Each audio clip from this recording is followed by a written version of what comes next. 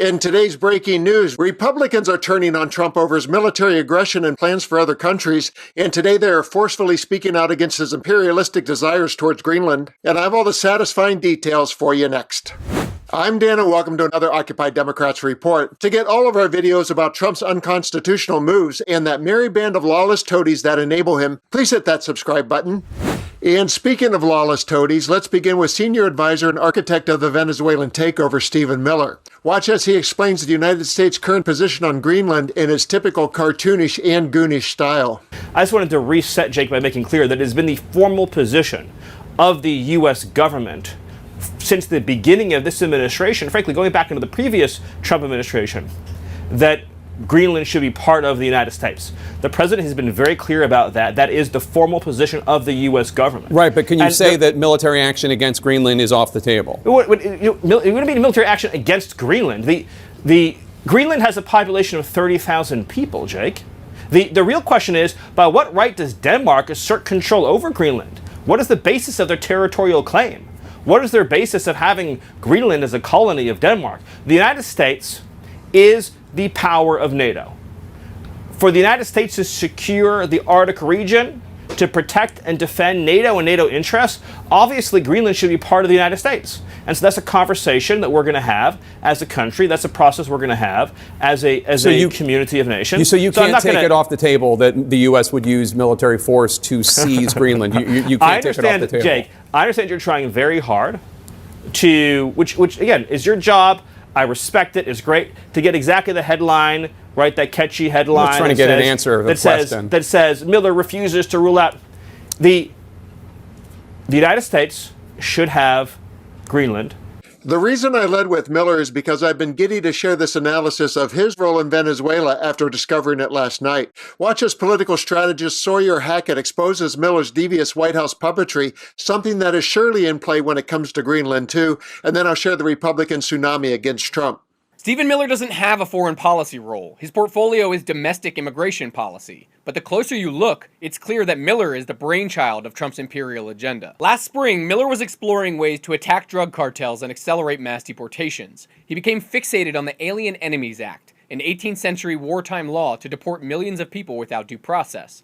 That's the law that they used to deport hundreds of Venezuelans to Sicat, a prison camp in El Salvador. But when the court struck it down, ruling that immigration is not an invasion, he went back to the drawing board and told Trump that the law could be invoked if the US were at war with Venezuela. And from there, everything clicked into place. Miller was the one who drafted the classified directive authorizing the military to use lethal force against so-called designated terrorist organizations. He oversaw the plan to bomb boats in the Caribbean, which have now killed more than 100 people. And he was the one who laid the groundwork for using the military to oust Maduro. Now, with Maduro gone, Miller's role has been expanded. He's become the administration's public face for their imperial agenda, floating invasions of Cuba, Colombia, Mexico, Iran, and of course Greenland, telling Jake Tapper just yesterday that nobody is going to fight the US militarily over Greenland. This is the guy shaping our foreign and domestic policy. Not a military general, not a diplomat, not a policy expert, a fascist incel from Santa Monica who has dedicated his life to deporting every brown person in America, even if it means dragging the US into another war. And not enough people know that he's the one pulling the strings, so share this video and follow me to stay in the fight. Consider it shared, and thank you for your brilliance. And now for the GOP backlash that is mounting against Trump over Greenland. And this is just a sampling representing the seismic shift.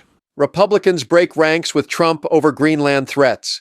In what could prove to be a pivotal election year for the Republicans, with the midterm elections holding much influence, President Donald Trump arguably needs the support of his own party now more than ever. Senator Lisa Murkowski voiced her concern on Tuesday, arguing that any effort to claim or take the territory by force would degrade both our national security and our international relationships. Representative Blake Moore of Utah chimed in, "Saber-rattling about annexing Greenland is needlessly dangerous. The Kingdom of Denmark is a NATO ally and one of America's closest partners," the statement read.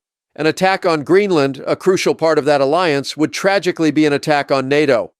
The lawmakers said that such annexation could result in a NATO civil war and that Trump's threats needlessly undermine the U.S. relationship with Denmark. Representative Don Bacon called out White House Deputy Chief of Staff of Policy Stephen Miller on Monday after the staffer said Greenland should be part of the U.S. By what right does Denmark assert control over Greenland? The U.S. is the power of NATO. Nobody is going to fight the U.S. militarily over the future of Greenland. Bacon referred to the remarks as dumb, insisting that respect should be paid to Greenland and Denmark as they are allies of the U.S. And Speaker Mike Johnson denounced Trump's motives. No, I don't think that's appropriate, Johnson told reporters when asked for his thoughts on such intervention by the U.S. Johnson added that Greenland was viewed by some people as a strategic position by the U.S., but gave no clarity on how the Trump administration may move forward. And most recently, Representative Mike Lawler took his grievance against Trump's plans for Greenland to Fox News. How much support is there in the Republican Party? How much amongst the GOP for buying or taking over Greenland? So I don't think there's any support for using military force to take Greenland. I think understanding the strategic importance of Greenland with respect to NATO, with respect to the Arctic and combating Russian malign influence in the region is critical. If there's a deal to be had with Greenland, with Denmark, strategically, I would support those negotiations. But use of force to do so, no. What we're seeing unfold is Republicans recoiling from the Trump time machine that has taken us back to 19th century imperialism, seizing Greenland and dismissing NATO obligations as reckless. And when GOP lawmakers are using phrases like undermines national security and attack on NATO, those are rockets' red glare. And let's be clear about the engine driving this Trump train. Stephen Miller has the Donald's ear and is pumping it full of autocratic, imperialist, and often racist ideology. If Trump's mind is failing, as many suggest, and he's becoming easier to influence, this slope is going to get slippier.